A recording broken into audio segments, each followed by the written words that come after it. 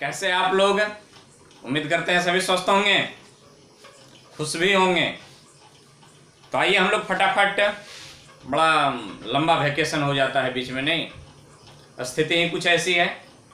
चलिए हम लोग कंटिन्यू करते हैं। ह्यूमन रिप्रोडक्शन लेक्चर 03 आज होने वाले हैं। आज हम लोग जानेंगे स्पेशल रूप से विशेषकर टेस्टिस के बारे में। हिंदी जान लेते हैं, वृषण या अंडकोश। तो फटाक से कॉपी और पेन ले लीजिए और हेडिंग लगा दीजिए, टेस्टिस मीन्स वृषण या अंडकोश। मोस्ट इंपॉर्टेंट टॉपिक है। आज हम लोग इनका सेक्शन कटिंग करेंगे। एक लॉन्गिट्यूडिनल देखेंगे जिसको हम लोग एलएस कहते हैं, और एक ट्रांसवर्स सेक्शन देखेंगे जिसको हम लोग टीएस कहते हैं, और इनके हिस्टोलॉजिकल स्टडी करेंगे कि आखिर हिस्टोलॉजिकल दृष्टिकोण से, उत्तकीय दृष्टिकोण से टेस्टिस का निर्माण कैसे होता है। तो आइए कुछ धीमे धीमे हम लोग बात जान लेते हैं, फिर उसके स्ट्रक्चर की ओर चले जाएंगे। तो सबसे पहले देख लें कि टेस्टिस के बारे में आप जानते हैं। टेस्टिस ऐसे करके पिछले रोज बनाए थे, इसमें 2 टेस्टिस ऐसे करके बनाए थे, ऐसे करके। इसको हम लोग स्क्रोटम कहते हैं, याद आ रहे हैं? स्क्रोटम, ये हो गया अपना टेस्टिस। पिछले रोज भी बताए थे, IS लग जाए तो सिंगुलर है, यदि दोनों को कहेंगे तो ES लगा देंगे, टेस्टिस। यहां से ऐसे करके कुछ निकाले थे, यूं, इसको एपिडाइडिमिस, यहां से ऐसे करके निकला था भास डिफरेंस। इसमें भी वही कहानी है,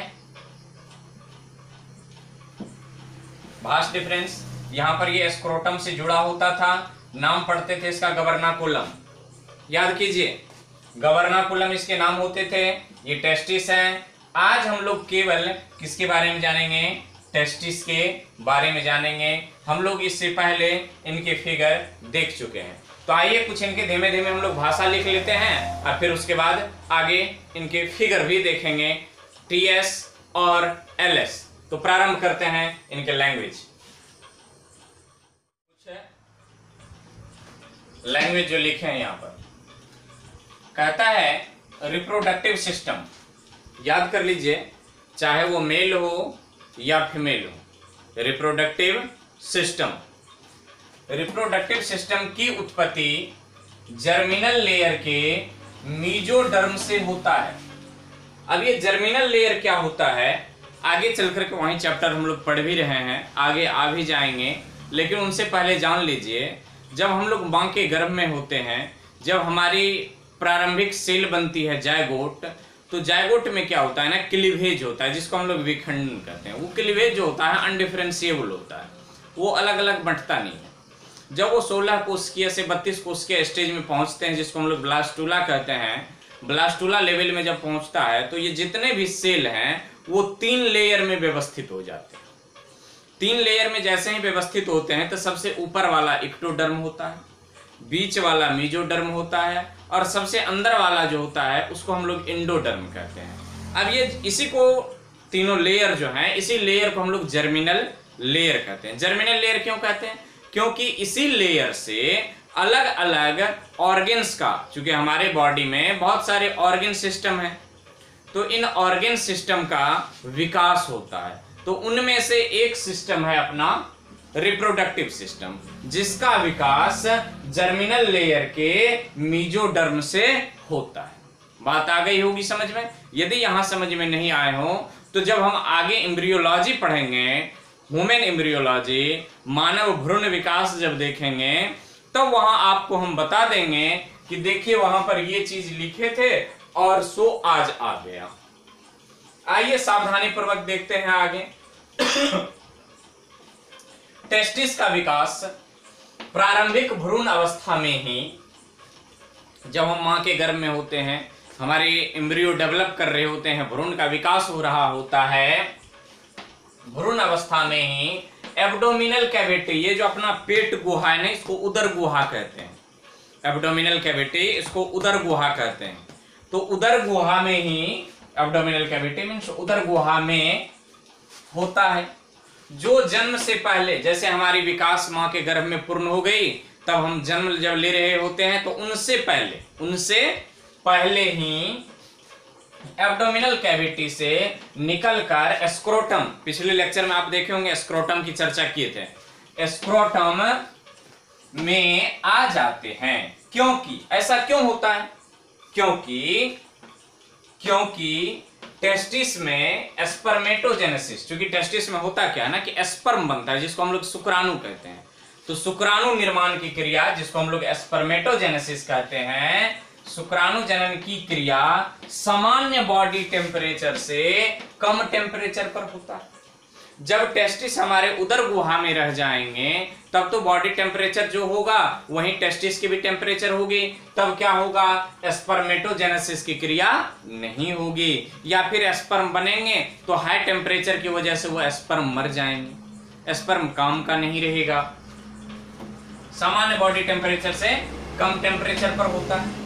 यहां देखिए स्क्रोटम में टेस्टिस का टेम्परेचर बॉडी टेम्परेचर मीन्स सामान्य बॉडी टेम्परेचर से 2 से 3 डिग्री सेल्सियस, ये वेरी करता है। किसी किसी बुक में 1.5 डिग्री सेल्सियस लिखे हुए, 1.5 से 3 डिग्री तक, 1.5 से 2.5 डिग्री तक, तो ये वेरी करता है, इसी रेंज में रहता है, इसी के आसपास।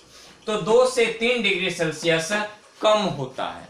यहां से एक बात और एक्स्ट्रा लिख लीजिए एरो दे करके यहीं पर या नीचे में, कि टेस्टिस में स्पर्मेटोजेनेसिस की क्रिया या स्पर्म निर्माण की क्रिया सामान्य बॉडी टेम्परेचर से 2 से 3 डिग्री सेल्सियस, या मिल सकते हैं आपको 1.5 से 2.5, 1.5 से 2.5 डिग्री सेल्सियस कम ताप पर होता है। ऐसा नहीं कि इसी ताप पर होता है। जब स्क्रोटम में क्या होता है कि टेस्टिस का टेम्परेचर 2 से 3 डिग्री सेल्सियस हो, ये कंसेप्ट गलत है।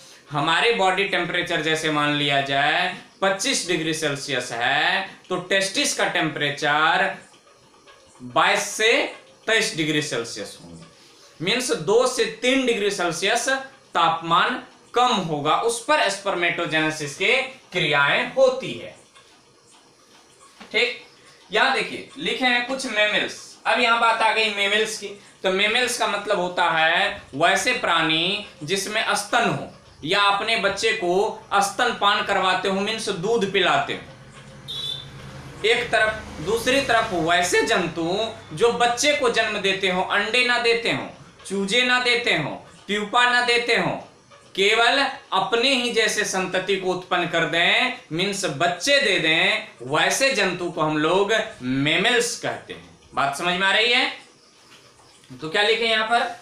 कुछ मेमल्स का बॉडी टेम्परेचर सामान्य से कम होता है, जितना पर स्पर्मेटोजेनेसिस होता है उसी के जैसे होते हैं, मीन्स सामान्य बॉडी टेम्परेचर से क्या होते हैं? लो होते हैं, सामान्य से कम होता है, जिसका टेस्टिस एब्डोमिनल कैविटी से बाहर नहीं निकलता है। अब तो समझ गए होंगे कि एब्डोमिनल कैविटी से टेस्टिस को बाहर निकलना क्यों पड़ता है, क्योंकि बॉडी टेम्परेचर से स्पर्मेटोजेनेसिस की क्रिया 2 से 3 डिग्री सेल्सियस कम ताप पर होती है। वैसे जीव जिसका ओरिजिनली बॉडी टेम्परेचर कम है, ऑलरेडी कम है, तो वैसे जीव में टेस्टिस को बॉडी से, एब्डोमिनल कैविटी से, उदर गुहा से बाहर निकलने की कोई आवश्यकता नहीं होती है। वही बात यहां पर लिखें, कुछ मेमल्स का बॉडी टेम्परेचर सामान्य से कम होता है, जिसका टेस्टिस एब्डोमिनल कैविटी से बाहर नहीं निकलता है, मीन्स उसमें अंडकोश ऐसे लटके नहीं होते हैं। ऐसे जीव कौन कौन है? ELEPHANT, एलिफेंट मीन्स हाथी, व्हेल्स मीन्स जिसको हम लोग ब्लू व्हेल्स कहते हैं, नहीं ये मेमल्स हैं, लोग मछली कह देते हैं, मेमल्स है ये। उसके बाद क्या है? मैनेटिस, मैनेटिस MANATEES, मैनेटिस। उसके बाद सीको, समुद्री गाय, स्लोथ इत्यादि। ऐसे जीवों में टेस्टिस जो होते हैं वो एब्डोमिनल कैविटी से, उदर गुहा से बाहर नहीं निकलते हैं। याद रह जाएंगे? तो इनको लीजिए आप फटाक से छाप, और हम लोग बढ़ेंगे हिस्टोलॉजी ऑफ टेस्टिस की ओर। तो हिस्टोलॉजी को देखने से पहले इनको फटाक से नोट कर लीजिए। हिस्टोलॉजी में पहले 2-4 लाइन भाषा लिखेंगे, फिर उसके बाद आपको फिगर में समझा देंगे, या पहले फिगर बना लेंगे फिर आपको बता दिया जाएगा। फटाक से इनको नोट करें।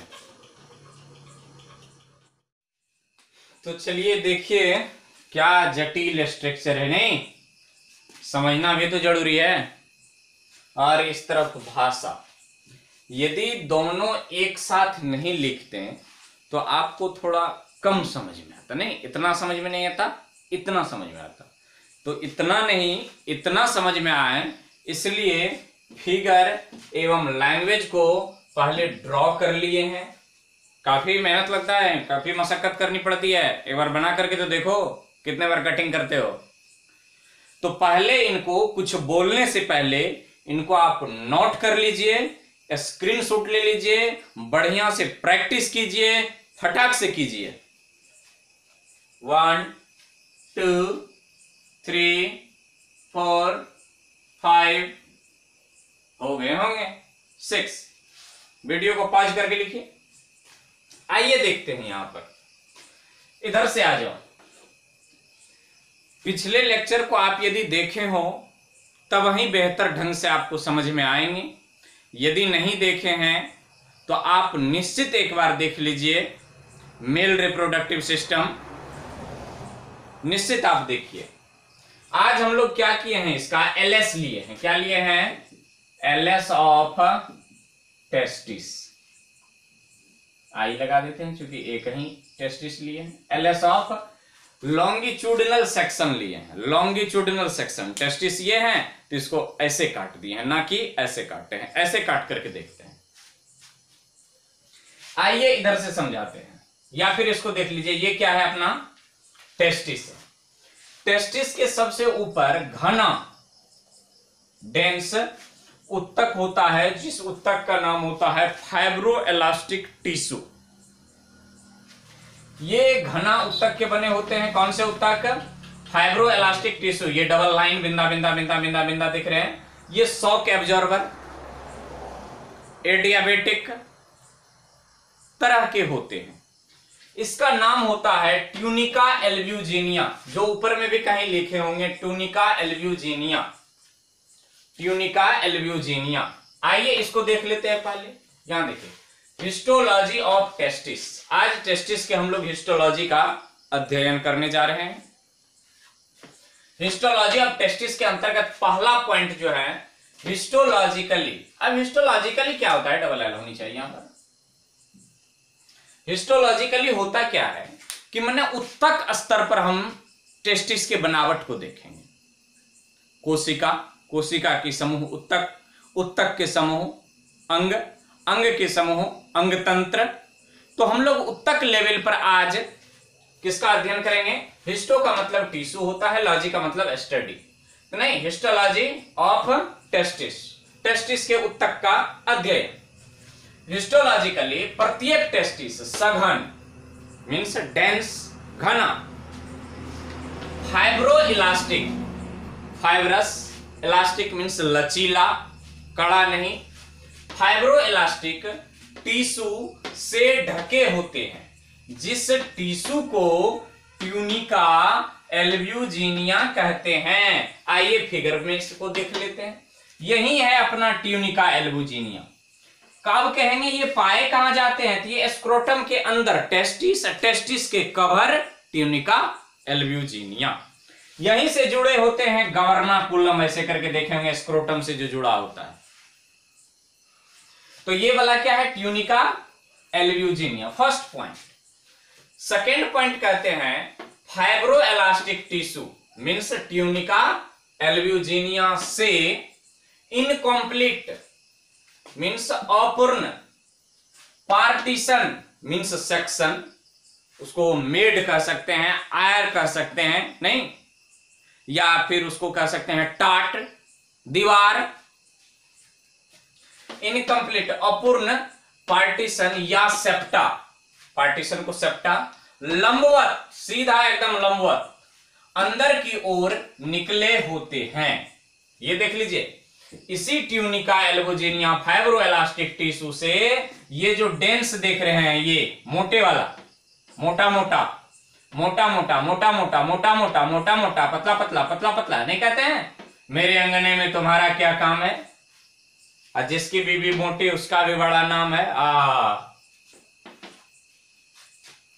तो fibro elastic tissue tunica albuginea से इनकम्प्लीट अपूर्ण पार्टीशन या सेप्टा लंबवत अंदर की ओर निकले होते हैं, जो टेस्टिस को 200 से 300 टेस्टिकुलर लोब्यूल में बांट देते हैं। ये देख रहे हैं ना, यहां से यहां एक लोब्यूल, ये 2 3 4 5 फिर 6। अभी स्पेस कम होने के कारण हम 200 से 300 नहीं बना सकते हैं। याद रखेंगे, एक टेस्टिस में कितने टेस्टिकुलर लोब्यूल, 200 से 300। इसको, इस संपूर्ण टेस्टिस को 200 से 300 भागों में बांट देते हैं।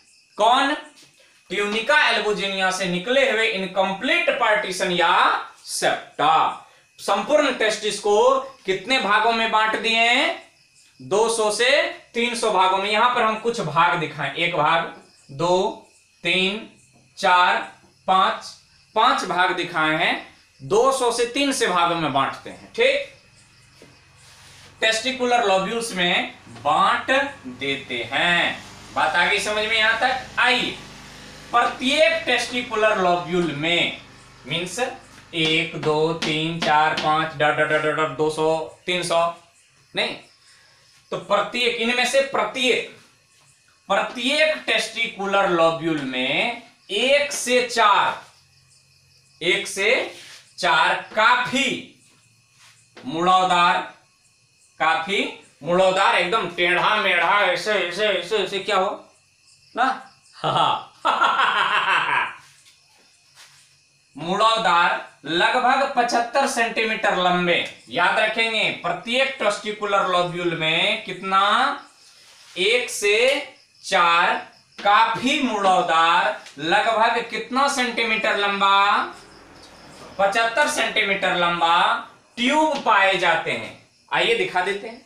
ये देख रहे हैं ऐसे करके, ऐसे ए आ ए हो हा ही, देख रहे हैं? तो 75 सेंटीमीटर लॉन्ग ट्यूब पाए जाते हैं, जिसे सेमिनिफेरस ट्यूब्यूल्स कहते हैं। इस सेमिनिफेरस ट्यूब्यूल्स का काम क्या होता है? तो स्पर्म का निर्माण करना। आई बात समझ में? स्पर्म का निर्माण होगा। तो इसी सेमिनिफेरस ट्यूब्यूल्स में कौन बनते हैं? स्पर्म बनते हैं। तो सेमिनिफेरस ट्यूब्यूल से, अब यहां से देखिए, याद रखेंगे, एक टेस्टिस में कितना टेस्टिकुलर लोब्यूल? 200 से 300। एक टेस्टिकुलर लोब्यूल में कितना सेमिनिफेरस ट्यूब्यूल्स? 1 से 4। एक टेस्टिकुलर लोब्यूल में कितना सेमिनिफेरस ट्यूब्यूल्स? 1 से 4। जिसमें हम बनाए हैं, किसी में 1 बनाए हैं, किसी में 2 बनाए हैं, 2 बनाए हैं, 2 बनाए हैं, 2 बनाए हैं। जगह कम होने के कारण है। अब देखिए, यहां प्रत्येक सेमिनिफेरस ट्यूब्यूल्स के आंतरिक दीवार, इसका जो अंदर वाला दीवार होता है, अंदर वाला बाहर वाला नहीं, अंदर वाला, प्रत्येक सेमिनिफेरस ट्यूब्यूल्स के आंतरिक दीवार में इपिथेलियल टिश्यू के लाइनिंग जैसे दीवार एकदम, अब आपके घर में दीवार लगे हुए हैं, उस पर वॉल पुट्टी नहीं चढ़ाते हैं, पीओपी, तो as a POP plaster of Paris या वॉल पुट्टी, ठीक उसी प्रकार सेमिनिफेरस ट्यूब्यूल्स के आंतरिक दीवार में जो वॉल पुट्टी होता है, सेमिनिफेरस ट्यूब्यूल्स में जो आंतरिक दीवार में वॉल पुट्टी होता है, वो वॉल पुट्टी किसका होता है? एपिथेलियल टिश्यू के लाइनिंग पाए जाते हैं। वो टिश्यू का क्या नाम है? एपिथेलियल। याद रखेंगे, सेमिनिफेरस ट्यूब्यूल्स के आंतरिक दीवार में किस टिश्यू के लाइनिंग पाए जाते हैं? तो एपिथेलियल टिश्यू के लाइनिंग पाए जाते हैं, जिसमें 2 प्रकार के सेल होते हैं। कितने प्रकार के सेल होते हैं? इस एपिथेलियल टिश्यू कहते हैं ग्रुप ऑफ सेल तो इसी ग्रुप ऑफ सेल में कितने प्रकार के सेल हैं? 2 प्रकार के सेल हैं। वो 2 प्रकार के सेल कौन हैं? स्पर्मेटोजेनिक सेल, पहला नंबर स्पर्मेटोजेनिक सेल, और दूसरा नंबर सब टेंटिकुलर, यहां आर छूट गया है, लिख लेंगे SUBTENTACULAR, सब टेंटिकुलर सेल या सेर्टोली सेल होते हैं। कितने प्रकार के सेल? 2 प्रकार के, पहला स्पर्मेटोजेनिक सेल और दूसरा सब टेंटिकुलर सेल। तो इनको छाप लिए होंगे, और इसमें अभी बहुत कुछ बाकी है, इनको और आगे लिखेंगे तो इन भाषा को हम मिटा देंगे, फिगर को रहने देंगे। तो भाषा को हम मिटाते हैं, जो नहीं लिए हैं स्क्रीनशॉट वो ले लीजिए, जो ले लिए हैं उनको राम राम, ले लीजिए। चलिए कुछ और इनके लैंग्वेज देख लेते हैं। यहां देखिए स्पर्मेटोजेनिक सेल, इनसे पहले पहला नंबर का सेल देखे थे। जर्मिनल एपिथेलियल के जर्मिनल एपिथेलियल लाइनिंग में 2 प्रकार के सेल पाए जाते हैं, उनमें से स्पर्मेटोजेनिक सेल स्पर्मेटोजेनेसिस क्रिया द्वारा स्पर्म मीन्स शुक्राणु का निर्माण करता है। इसका काम खत्म। आइए दूसरे प्रकार के जो सेल थे, सब टेंटिकुलर सेल्स स्पर्म को पोषण प्रदान करता है। कब तक? जब तक स्पर्म सेमिनिफेरस ट्यूब्यूल्स में रहता है। स्पर्म का निर्माण हुआ, जब तक स्पर्म सेमिनिफेरस ट्यूब्यूल से बाहर नहीं निकलता है तब तक उसको पोषण प्रदान करेगा कौन? सब टेंटिकुलर सेल। देख लिए। आइए यहां पर देखते हैं सेकेंड लाइन, 2 सेमिनिफेरस ट्यूब्यूल्स के बीच, जैसे देखिए यहां पर एक सेमिनिफेरस ट्यूब्यूल्स और दूसरे सेमिनिफेरस ट्यूब्यूल्स, इन दोनों सेमिनिफेरस ट्यूब्यूल्स के बीच फिगर जटिल ना हो जाए इसलिए यहां पर हम नहीं बनाए। तो 2 सेमिनिफेरस ट्यूब्यूल्स के बीच में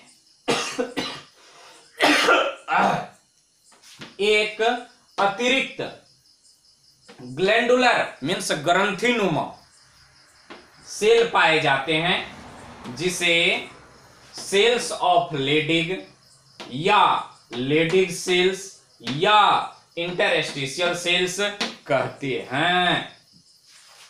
अब ये काम क्या करता है? तो लेडिग सेल्स से टेस्टोस्टेरोन नामक हार्मोन स्रावित होते हैं। याद कीजिए, जो मेल में सेकेंडरी सेक्सुअल कैरेक्टर विकसित करता है। पहला लेक्चर ह्यूमन रिप्रोडक्टिव सिस्टम का primary sexual character and secondary sexual character, ये दोनों आप देखे होंगे। तो सेकेंडरी सेक्सुअल कैरेक्टर जब पढ़ रहे थे तो वहां पर लिखे थे कि मेल में टेस्टोस्टेरोन नामक हार्मोन्स और फीमेल में एस्ट्रोजन नामक हार्मोन्स। तो मेल में टेस्टोस्टेरोन नामक हार्मोन्स कहां से स्रावित होता है? लेडिग सेल से। याद रखेंगे, टेस्टोस्टेरोन नामक हार्मोन्स किस सेल से? लेडिग सेल से स्रावित होता है, जो मेल में सेक्सुअल कैरेक्टर डेवलप करता है। तो फटाक से इनको नोट कर लें, फिर इनके कुछ और लैंग्वेज अभी बाकी है। 1 2 3 4 5 6 7 8 9 10। आइए कुछ छोटी छोटी बातें रह गई थी, उनको हम लोग जान लेते हैं। जरा देखिए, सेमिनिफेरस ट्यूब्यूल्स पर ही थे जहां 2 सेल के बारे में देखें। सेमिनिफेरस ट्यूब्यूल्स एक सीधी ट्यूब्यूल में खुलता है। ये सेमिनिफेरस ट्यूब्यूल्स तो अंदर से बंद है, बाहर से खुले होते हैं। जो किस में खुलते हैं? एक सीधी ट्यूब्यूल्स में खुलता है, जिसे ट्यूब्यूली रेक्टी कहते हैं। याद रखेंगे, देखिए यहां पर यही है सेमिनिफेरस ट्यूब्यूल्स। ये जाकर के खुलते हैं किसमें? ये जो लाइन वाला देख रहे हैं, जगह कम होने के कारण इसको ट्यूब्यूल के रूप में नहीं बताएं, तो इसी को हम लोग क्या कहते हैं? ट्यूब्यूली रेक्टी कहते हैं। यहां से ये अलग है, यहां से ये अलग है, यहां से ये अलग है, उसे ट्यूब्यूली रेक्टी कहते हैं। ठीक। अब यहां देखिए, ट्यूब्यूली रेक्टी छोटे छोटे ट्यूब्यूल में विस्तृत हो जाते हैं, जिसे रेट टेस्टिस कहते हैं। यही देखिए ट्यूब्यूली रेक्टी, यहां जाकर के जो सिलिंड्रिकल देख रहे हैं, ये छोटे छोटे नली के रूप में क्या होते हैं, विस्तृत हो जाते हैं और फैल जाते हैं और बंट जाते हैं। इस बटे हुए भाग को रेट टेस्टिस कहते हैं, जिसे रेट टेस्टिस कहते हैं। आइए रेट टेस्टिस, ये है रेट टेस्टिस, देखते हैं यहां पर। रेट टेस्टिस इपिडाइडमिस से पतली नली द्वारा जुड़े होते हैं, जिसे भाषा इफ्रेंसिया कहते हैं। जरा देखिए यहां पर, ये हो गया आपका ये वाला भाग रेट टेस्टिस, ये हो गया ट्यूब्यूली रेक्टी, ये हो गया सेमिनल वेसिकल्स या sorry seminiferous tubules. Seminiferous tubules से आगे आए हम लोग तो ट्यूब्यूली रेक्टी देखें, इससे थोड़ा आगे गए तो देखें रेट टेस्टिस। अब ये रेट टेस्टिस इस बड़ा वाला इपिडाइडमिस, इसको हम लोग इपिडाइडमिस कहते हैं, फर्स्ट वीडियो में भी देखे थे, इससे पहले वाले वीडियो में इसको इपिडाइडमिस कहते हैं। तो इपिडाइडमिस से जो जुड़े होते हैं, इसी छोटी छोटी पतली नली को हम लोग भाषा इफ्रेंसिया कहते हैं। क्या कहते हैं इनको? भाषा इफ्रेंसिया, भाषा इफ्रेंसिया कहते हैं। अब भाषा इफ्रेंसिया पर हमने लिखना क्या कर दिया? बंद। अब जरा देखिए स्पर्म का मूवमेंट जहां से बनता है और बाहर निकलता है, तो किन किन रास्ते से होकर के वो गुजरते हैं। देखिए यहां पर बना किसमें? सेमिनिफेरस ट्यूब्यूल्स में। उसके बाद कहां गया? ट्यूब्यूली रेक्टी में। उसके बाद कहां गया? इस एरो को एकदम याद रखेंगे, यहां से एक क्वेश्चन नीट में दे देते हैं कि सही क्रम कौन है। तो seminiferous tubules, tubuli recti, seminiferous tubules में बन करके कहां गया? ट्यूब्यूली रेक्टी में। ट्यूब्यूली रेक्टी के बाद किस में गए? रेट टेस्टिस में। रेट टेस्टिस से कहां गए? भाषा इफ्रेंसिया में। भाषा इफ्रेंसिया से कहां आए? एपिडाइडमिस में। यहां रुकिए, भाषा इफ्रेंसिया तक हम लोग देख लिए, भाषा इफ्रेंसिया तक हम लोग देख लिए, बचा क्या? एपिडाइडमिस। तो देखिए भाषा इफ्रेंसिया से कहां गए? एपिडाइडमिस में। एपिडाइडमिस में कहां गए? भास डिफरेंस। देख लीजिए यहां पर भास डिफरेंस, ये जो नली देख रहे हैं, ये नली ऐसे करके अनब्लॉक्ड नली, अनब्लॉक्ड नली। ये जो देख रहे हैं ये तो रक्त नली है, टेस्टिस में गए हैं, ब्लड वेसल्स। तो कहां चले गए? भास डिफरेंस। भास डिफरेंस के बाद देखिए तीर मारे हैं कहां? Seminal vesicles. फर्स्ट फिगर याद कीजिए मेल रिप्रोडक्टिव सिस्टम का, सेमिनल वेसिकल्स। सेमिनल वेसिकल्स के बाद एक डक्ट आती है, उसका नाम है इजेकुलेटरी डक्ट। इजेकुलेटरी डक्ट के बाद कहां आते हैं? यूरेथ्रा में। और यूरेथ्रा से ये क्या होते हैं? बॉडी से बाहर हो जाते हैं, आउट हो जाते हैं। तो स्पर्म की ये सारी रास्ता है, इनको पहले आप लीजिए छाप। 1 2 3 4 5 6 7 8 9 10 11 में हम गए। आई छाप लिए होंगे। फिगर को बढ़िया से ड्रॉ करें, जितना लिखाए गए हैं उसको 3 से 4 बार पढ़ें, आपको ये याद हो जाएंगे। और उम्मीद करते हैं इनसे एक भी क्वेश्चन नहीं छूटेंगे। और ये भी उम्मीद करते हैं कि आपको ये वीडियो पसंद आए होंगे। यदि आपको ये वीडियो पसंद आ गए हों, समझ में आ गए हों, तो अपने मित्रों में, अन्य पढ़ने वालों में इनको शेयर कर लें। इनको क्या कर लें? शेयर कर दें। वीडियो को यदि अच्छी लग गए हो तो वीडियो को लाइक कर दें। यदि आप नए जुड़े हैं यूट्यूब पर मेरे साथ, यदि आप नए जुड़े हैं, जेएल सेंसिया मिशन के साथ आप नए जुड़े हैं, तो चैनल को सब्सक्राइब कर लें। दूसरी बात, ऑफलाइन क्लास प्रारंभ हो चुकी है, आप क्लास भी ज्वाइन कर सकते हैं। तो इन्हीं लेक्चर के साथ आज हम लेंगे आपसे विदा। अगले वीडियो में हम मिलेंगे एपिडाइडमिस के बाद, epididymis, vas deferens, seminal vesicles, ejaculatory duct and urethra. इन सारे देखेंगे कि अगले वीडियो में हम कहां तक कवर कर पाते हैं। तो इनके साथ हम मिलेंगे, तब तक के लिए शुभ विदा, खुश रहें, सुखी रहें, घर में रहें, सुरक्षित रहें, पढ़ाई करते रहें, पढ़ाई में मन को लगाते रहें, किताब से जुड़े रहें, टीवी वूवी से कम जुड़ें, सोशल डिस्टेंसिंग बना करके रखें, अपने आप को बचाएं, परिवार को बचाएं, देश को बचाएं, सुरक्षित रहें। धन्यवाद।